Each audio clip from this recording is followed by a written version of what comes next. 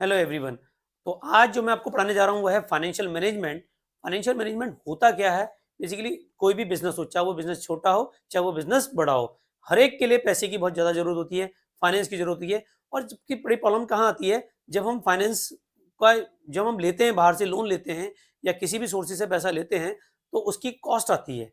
वो कॉस्ट जिसकी सबसे कम होती है, basically as a financial manager आपको अगर पूछा जाए कि कौन सा डिसीजन हमारे लिए सबसे बेस्ट रहेगा, तो हम सबसे पहले देखते हैं कि सबसे कम खर्चा हमारा कहाँ पे होगा, किसमें हमारी सबसे ज़्यादा सेविंग होगी, किसमें हमें सबसे ज़्यादा प्रॉफिट है, उस हम प्रोजेक्ट को सक्सेस करते हैं, उस प्रोजेक्ट को अप्लाई करते हैं। फिलहाल है क्या फाइनेंशियल मैनेजमेंट? अगर हम पढ़ते हैं 2 लाइन में समझ में आएगा। तो it is concerned with the management of flow of funds. Flow of funds, आपका फ्लो इनफ्लो भी हो सकता है और आउटफ्लो भी हो सकता है इसमें। And involve decision relating to procurement of funds, investment on fund in long term and short term assets and distribution of earning to the owner. जो ओनर को अर्निंग हो रही है, वो जो फंड्स उसके पास आ रहे हैं, उनको वो कहाँ लगा रहा है, किन जगह पे लगा रहा है और उससे कितना उसको रिटर्न मिल रहा है, ये सब हमारे इसमें आते हैं। और इसके लिए हमारा जो डिसीजन होते हैं, फाइनेंशियल डिसीजन लेते समय हमें 2 बातें 3 बातें ध्यान रखनी होती है। It refer to the decision concern financial matter in a business firm. सबसे पहले आता है इसमें investment decision. Investment decision the concern with the investment of the firm in different assets. Investment decision can be categorized. इसमें आता है सबसे पहला कैपिटल बजटिंग, जिसको हम लॉन्ग टर्म इन्वेस्टमेंट कहते हैं। फिर आता है हमारा शॉर्ट टर्म डिसीजन, जिसको हम कहते हैं वर्किंग कैपिटल डिसीजन या short term investment decision. Basically जो एक फाइनेंस मैनेजर होता है, उसके पास 3 फैक्टर मिलते हैं, उसको तीन डिसीजन मिलते हैं। एक तो आपका आता है इन्वेस्टमेंट डिसीजन, दूसरा आता है आपका फाइनेंस डिसीजन, एक आता है डिविडेंड डिसीजन।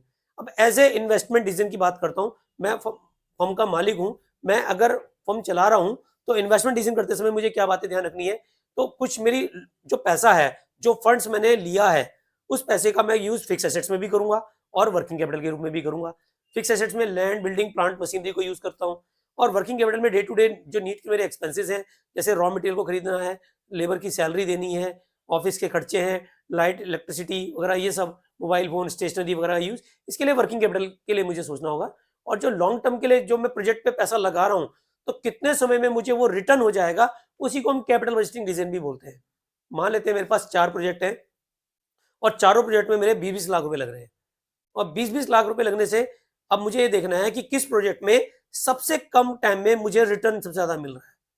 तो मैं उसी प्रोजेक्ट को एक्सेप्ट करूँगा। जैसे मान लेते हैं WXYZ मेरे पास प्रोजेक्ट है या 3 प्रोजेक्ट हैं, XYZ 3 प्रोजेक्ट हैं, तीनों में 20-20 लाख रुपए लग रहा है। पहले प्रोजेक्ट में 20 लाख रुपए जो मैंने लगाए, वो मुझे 4 साल में कवर हो रहे हैं। दूसरे प्रोजेक्ट में 3 साल 6 महीने में कवर हो रहे हैं और तीसरे प्रोजेक्ट में मुझे 3 साल 4 महीने में कवर हो रहे हैं। तो ऑफ कोर्स मैं तीसरे वाले प्रोजेक्ट को सिलेक्ट करूँगा, क्योंकि जितना पैसा मैंने मार्केट में लगाया था, वो कितने कम समय में मेरे को रिटर्न मिल जाएगा, इसी को कहते हैं हम कैपिटल बजटिंग डिसीजन। तो ये समझ में आ गया होगा। थोड़ा-सा दो इसको थ्योरी के रूप में भी समझते हैं। कैपिटल बजटिंग डिसीजन कहें या से लॉन्ग टर्म इन्वेस्टमेंट डिसीजन भी कहते हैं। These decision related to decision taken invest in fix assets. ये जो इन्वेस्टमेंट होता है सारा, land, building, plant, machinery, furniture, इनमें इन्वेस्टमेंट होता है। Sir decision involve the commitment of long term. जो हमें जो रिटर्न मिलता है इसका लॉन्ग टर्म में मिलता है। जैसे आप एक फैक्ट्री खोलते हैं, तो फैक्ट्री के लिए लैंड भी चाहिए, बिल्डिंग भी चाहिए, प्लांट एंड मशीनरी भी चाहिए, फर्नीचर भी चाहिए। तो ये सारा इन्वेस्टमेंट आपका लॉन्ग टर्म के लिए हो जाएगा और कितने समय में आप उस रिटर्न को वापस ले लेते हैं और आप उसी बजट, उसी प्रोजेक्ट को आप क्या करते हो, फिर एक्सेप्ट करते हो। कई सारे एग्जांपल हैं इसमें कैपिटल बजटिंग डिसीजन लेते समय। Purchase of new fix assets like land, building, opening of new branches कर रहे हैं, लॉन्च न्यू प्रोजेक्ट कर रहे हैं या रिसर्च एंड डेवलपमेंट में हम पैसा खर्च कर रहे हैं, ये सब हमारा कैपिटल बजटिंग डिसीजन में आएगा और इसको हम लॉन्ग टर्म डिसीजन भी कहते हैं। इसके बाद वर्किंग कैपिटल में भी हमारा पैसा लगता है, जो डे टू डे हमारे खर्चे होते हैं। The decision relative to investment in current assets like cash, inventory, debtors.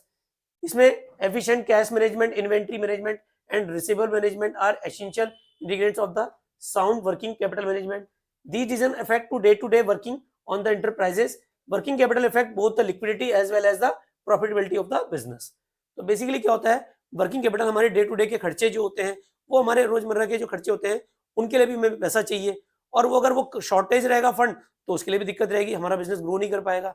तो इसके लिए भी हमें पैसा चाहिए। इन चीजों के लिए चाहिए भाई। सबसे पहले जब डिसीजन लेते समय करंट एसेट्स पे कितना रहेगा, कैश कितना रहेगा, इन्वेंट्री कितनी होगी, डेप्टर्स कितना टाइम तक मुझे उधार दे सकते हैं, एफिशिएंट कैश मैनेजमेंट रखना होगा हमें, इन्वेंट्री को मेंटेन रखना होगा। इन डिसीजन को लेते समय डे टू डे वर्किंग के जो खर्चे हैं वो भी ध्यान में रखने होंगे। तो ये हमारा जो वर्किंग कैपिटल डिसीजन को लेते हुए हमें ध्यान देना होगा। इसके बाद जो हमारा आएगा वो आएगा नेक्स्ट डिसीजन, फाइनेंसिंग डिसीजन को पढ़ाएंगे। तो इन्वेस्टमेंट डिसीजन आपने समझ लिया। अब जो हमारा अगला आता है वो है फाइनेंसिंग डिसीजन। तो फाइनेंसिंग डिसीजन करते समय कंपनी कई सारी चीजों को ध्यान में रखती है। बेसिकली अगर आप एक कंपनी के फाइनेंस मैनेजर है तो आपको जो फाइनेंस की कई सारे प्रोजेक्ट मिले होंगे, या आप शेयर इशू करके पैसा लें, प्रेफरेंस शेयर को इशू करके पैसा लें, या डेप्ट को लेके रखें, या आपके पास अगर रिटेन्ड अर्निंग है, अपनी रोकी गई इनकम है जो आपकी, जो कंपनी ने डिस्ट्रीब्यूट नहीं की शेयर होल्डर को, उससे आप क्या कहते हैं फंड को रेस करें। तो ये कई सारे दिमाग में क्वेश्चंस आते हैं। तो पहले फाइनेंस डिसीजन लेते हुए समझ लेते हैं कहना क्या चाहते हैं। It is the about of the quantum of finance to be raised from the various long term sources. It deal with determination of various sources of finance, amount to be raised from the each sources and cost of each sources of finance. जो भी आप करते हैं, equity share issue करें, preference share issue करें, debenture issue करें, या आप बैंक से लोन लें, तो सबकी फाइनेंस कॉस्ट अलग अलग आती है। आपने देखा होगा लोन लेते हैं तो सबके फाइलिंग प्रोसेस अलग अलग होते हैं, फाइलिंग चार्ज अलग अलग होते हैं। तो उनके जो चार्जेस होते हैं, जिसके जितने ज्यादा चार्जिंग होंगे, जितनी ज्यादा कॉस्ट होगी, हमारे प्रॉफिट मार्जिन उतने घट जाएंगे। अगर हम रेट ऑफ इंटरेस्ट ज्यादा देंगे तो हमारे प्रॉफिट मार्जिन क्या हो जाएंगे, कम हो जाएंगे। तो शेयर होल्डर को ऐसे केसेस में क्या होते हैं, डिससेटिस्फाइड हो जाएंगे, वो हमारी कंपनी के शेयर्स बेचना शुरू कर देते हैं। तो ऐसे केस में क्या होता है, कंपनी क्या चाहती है कि हमारी कॉस्ट कम से कम रहे और प्रॉफिट मार्जिन सबसे ज्यादा रहे।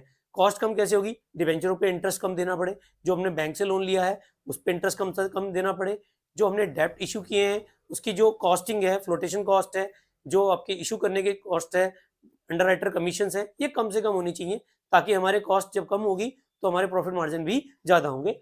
अब इसमें बेसिकली जब देखा जाता है वो है, या तो हम शेयर होल्डर फंड्स लें जिसको हम ओनर फंड भी कहते हैं, या फिर हम बोरोड करें, बैंक से लोन लेके करें, या हम डिवेंचर्स या डेप्ट इशू करके हम पैसा ले सकते हैं। अब शेयर होल्डर फंड्स में क्या होगा, they consist of equity capital retain earning. ये हमारे पास दो ही तरह की होती है, या तो हम इक्विटी शेयर होल्डर को इक्विटी शेयर इशू करें, और रिटेन अर्निंग जो कंपनी ने अभी तक शेयर होल्डर को पैसा डिस्ट्रीब्यूट नहीं किया है अपने डिविडेंड के रूप में, जो कंपनी रोक लेती है फ्यूचर कंटीजेंसीज के लिए, तो वो कहते हैं रिटेन अर्निंग कंपनी। इसमें कोई कॉस्ट तो आती नहीं भाई, रिटेन अर्निंग में क्या आएगी कॉस्ट, जो कंपनी के पास रिजर्व में पैसा पड़ा है, अगर आप उसको रेस करते हो ना तो कोई कॉस्ट है, फ्लोटेशन कॉस्ट जीरो है, इंटरेस्ट देना नहीं है, ये सबसे अच्छा सोर्सेज माना जाता है।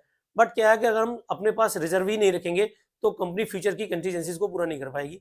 फ्यूचर में कोई क्राइसिस आते हैं तो कंपनी के पास अगर कैश नहीं होगा तो कंपनी अपने आप को सर्वाइव नहीं कर पाती। इसलिए क्या होता है, हम कंटीजेंसीज रिजर्व को रखते हैं। तो ये फंड बूम पीरियड में तो ठीक है, लेकिन जब हमारी पोजीशन खराब होती है तो हम इस फंड से रेज नहीं करते। बोरोड फंड क्या होता है, जब हम रेज करते हैं डिवेंचर्स और डेप्ट्स में, इसमें क्या होता है कि हम बैंक से लोन लेते हैं या डिवेंचर इशू करते हैं। तो डिवेंचर को फिक्स रेट से इंटरेस्ट से मतलब होता है, उन्हें कंपनी के प्रॉफिट और लॉस से कोई मतलब नहीं होता। अगर कंपनी की फाइनेंशियल पोजीशन बहुत अच्छी है तो डिवेंचर प्लान सबसे ज्यादा अच्छे होते हैं, क्योंकि इसमें टैक्स मतलब जो हम इंटरेस्ट पे करते हैं उसकी पूरी टैक्स में छूट मिल जाती है, और उसके बाद जो भी इनकम होती है हमें उस पर टैक्स देना पड़ता है। अब फैक्टर क्या इफेक्ट करते हैं फाइनेंस डिसीजन को लेके, सबसे पहला फैक्टर आता है कॉस्ट। कॉस्ट वो होती है जो हमारी फ्लोटेशन कॉस्ट होती है जब हम डिवेंचर को इशू करते हैं या बैंक से लोन लेते हैं या शेयर इशू करते हैं, उस समय कोई ना कोई चार्जेस हमें पे करने पड़ते हैं। जैसे हम शेयर इशू कर रहे हैं तो प्रोस्पेक्टस चार्जेस हो गए, अंडरराइटर को कमीशन हो गए, और अदर प्रोस्पेक्टस के खर्चे हो गए, बहुत सारे खर्चे होते हैं, बैंकर्स के एक्सपेंसेस वगैरह ये सारे करने पड़ते हैं। लेकिन अगर हम डिवेंचर इशू करते हैं सेम वो भी वही है। तो अगर डिवेंचर को इंटरेस्ट भी देना है, साथ साथ में उनके जो हमारे खर्चे हैं वो भी, रजिस्ट्रेशन के खर्चे वगैरह वगैरह, ये सब हमें करने पड़ते हैं। कॉस्ट जितनी कम होगी प्रॉफिट मार्जिन उतने ज्यादा होंगे। नेक्स्ट आता है रिस्क। अब देखो इक्विटी और डिवेंचर में दोनों में रिस्क अलग अलग होता है। सर कैसे, डिवेंचरों में क्या होता है, अगर बूम पीरियड है तो भैया आदमी शेयर्स की ओर ज्यादा इफेक्टेड होता है, कि शेयर पीरियड में क्या होता है, शेयर प्राइसेस हाइक होते हैं, और जब आपका फाइनेंशियल पोजीशन खराब होती है उस कंडीशन में आप क्या करते हो, शेयर की तरफ ज्यादा कन्वर्ट होते हैं। बट डिवेंचर्स यहाँ अनसेफ हो जाते हैं, क्योंकि डिवेंचर क्या करते हैं, कंपनी पे अपना कंट्रोल कर लेते हैं। अगर कंपनी उनका इंटरेस्ट को पे नहीं कर रही है या उनका लोन पे नहीं कर रही है तो क्या करते हैं, कंपनी की एसेट्स को बेचना शुरू कर देते हैं। ऐसे केसेस में शेयर्स इशू करना ज्यादा अच्छा रहता है, क्योंकि शेयर पे क्या होता है, कंट्रोल नहीं होता, केवल कंट्रोल उन्हीं का होता है इक्विटी शेयरों का, तो कंपनी के शेयर्स को वो बेच नहीं सकते। नेक्स्ट आता है फ्लोटेशन कॉस्ट। ये तो मैंने आपको बताया, जैसे अंडरराइटिंग कमीशन, प्रोस्पेक्टस के खर्चे वगैरह वगैरह, जितनी ज्यादा कॉस्ट होगी उतने ज्यादा हमारे खर्चे होंगे। कैश फ्लो पोजीशन, अगर हम अपने डेप्ट को समय पे कर रहे हैं, इंटरेस्ट पे कर रहे हैं, तो हमारी कैश फ्लो पोजीशन उस हिसाब से होनी चाहिए कि रिस्क हमारा कम रहे और हमारी जो फ्लोटेशन कॉस्ट है वो हमारी कम से कम रहे। और कैश फ्लो पोजीशन में मतलब जो हमारे खर्चे हैं उनको हम टाइम से पे कर रहे हैं, इंटरेस्ट टाइम से पे कर रहे हैं और प्रिंसिपल अमाउंट उनका टाइम से पे कर रहे हैं, तो कैश फ्लो पोजीशन फैक्ट ये सबसे ज्यादा फैक्टर इफेक्ट करता है हमारे फाइनेंशियल डिसीजन को। नेक्स्ट आता है फिक्स ऑपरेटिंग कॉस्ट। कुछ खर्चे हमारे फिक्स होते हैं जैसे रेंट, सैलरी, ऑफिस के खर्चे, जो हमारे स्टाफ जॉब कर रहा है उनको समय पे सैलरी देना है, रॉ मटेरियल के लिए पैसा चाहिए, day to day working expenses के लिए हमें पैसा चाहिए, तो ये फिक्स ऑपरेटिंग कॉस्ट भी होती है। फाइनेंशियल डिसीजन करते समय ये बातें भी हमें ध्यान रखनी होती है। कंट्रोल कंसिडरेशन, अगर बूम पीरियड है तो इक्विटी शेयर ज्यादा अच्छे रहते हैं, अगर उसमें उनका कंट्रोल पूरा रहता है, वो नहीं चाहते कि डिवेंचर्स को कंट्रोल दिया जाए। लेकिन जब कंपनी अगर लगता है कि बूम पीरियड से हटके अगर खराब जा रहा है, कंपनी की कंडीशन खराब जा रही है, उस कंडीशन में कंपनी क्या करती है, डिवेंचर्स को ज्यादा देना प्रेफर करती है। तो नेक्स्ट आता है स्टेट ऑफ कैपिटल मार्केट।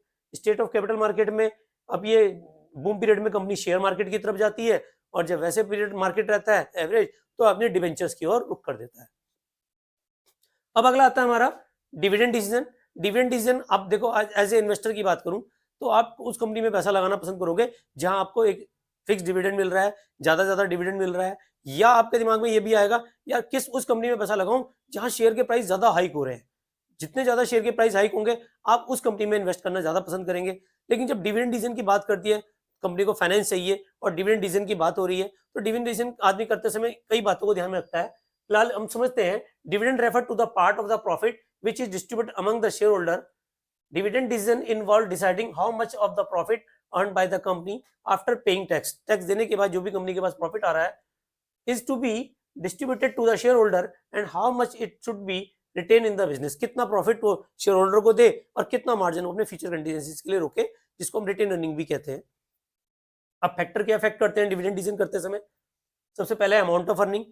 जितनी ज्यादा अर्निंग होगी उतना ज्यादा डिविडेंड देंगे, जितनी कम अर्निंग होगी उतना कम डिविडेंड देंगे। ऐसे में शेयर होल्डर का रुख उस कंपनी की तरफ हो जाएगा जो उन्हें ज्यादा डिविडेंड दे रही है, और ये हमारी अर्निंग पे डिपेंड करता है। भाई हमें अच्छी खासी अर्निंग हो रही है, प्रॉफिट हो रहा है, तो हमें शेयर होल्डर को देने में भी कोई तकलीफ नहीं होती, तो हम डिविडेंड ज्यादा से ज्यादा देते हैं बेसिकली। अब यहाँ पे शेयर होल्डर का देखते हैं, वो देखते हैं कि किस कंपनी से उनको डिविडेंड अच्छा मिल रहा है, तो अधिकतर उस शेयर की प्राइस की उसके क्या होते हैं, प्राइस हाइक होते रहते हैं, आदमी उस कंपनी में ज्यादा इन्वेस्ट करता है। जैसे रिलायंस इंडस्ट्री फिक्स डिविडेंड देती है, अच्छा डिविडेंड देती है, तो लोगों का क्या रुझान होता है, रिलायंस के शेयर ज्यादा लेते हैं। स्टेबिलिटी ऑफ अर्निंग, अगर आपकी अर्निंग स्टेबल है तो यहाँ पे कुछ शेयर होल्डर इसमें भी रुक करते हैं कि यार भाई ठीक है, डिविडेंड कभी ज्यादा दे रही है कभी कम दे रही है, इसका मतलब इसका फिक्स नहीं है। लेकिन एक कंपनी स्टेबल डिविडेंड दे रही है, हर साल 12% डिविडेंड दे रही है, तो कुछ लोगों को लगता है यार 12% तो फिक्स है ना, मिलेगा मिलेगा। 10% दे रही है, 10% फिक्स तो है। आप बैंक में एफडी क्यों कराते हैं? क्योंकि बैंक में क्या होता है, एफडी फिक्स होती है, आपका नुकसान भी होगा, बैंक नुकसान में भी जाएगा, तब भी आपको फिक्स रेट से इंटरेस्ट देगा। तो अधिकतर स्टेबिलिटी ऑफ अर्निंग की और वो बंदे रुक कर जाते हैं, वो शेयर होल्डर रुक कर जाते हैं जो एक स्टेबल अर्निंग दे रहे हैं। तो ऐसी कंपनी में लोगों का रुझान ज्यादा अच्छा होता है, ऐसी कंपनी में लोग ज्यादा शेयर्स खरीदते हैं, और ऐसे प्राइस क्या होते हैं मार्केट में, उनके प्राइस और उनकी कैपिटल वर्थ को बढ़ाते हैं।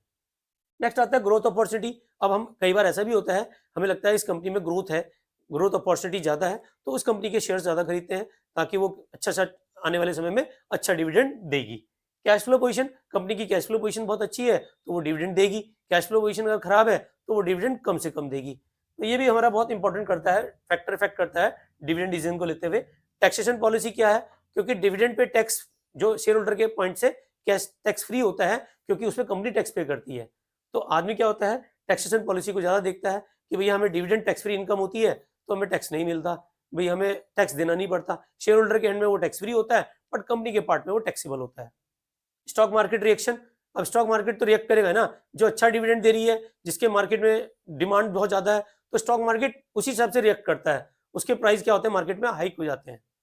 लीगल कंसल्टेंट, कई बार हमारे लीगल उसके साथ भी समस्याएं आती हैं कि कानूनी वो भी होती है, बाधाएं होती हैं, इससे ज्यादा हम डिविडेंड नहीं देंगे, इससे कम नहीं देंगे, तो कई बार हम इन चीजों में भी फंसे रहते हैं और ये फैक्टर हमें इफेक्ट करते हैं। इसके बाद में और एक टॉपिक पढ़ाता हूँ,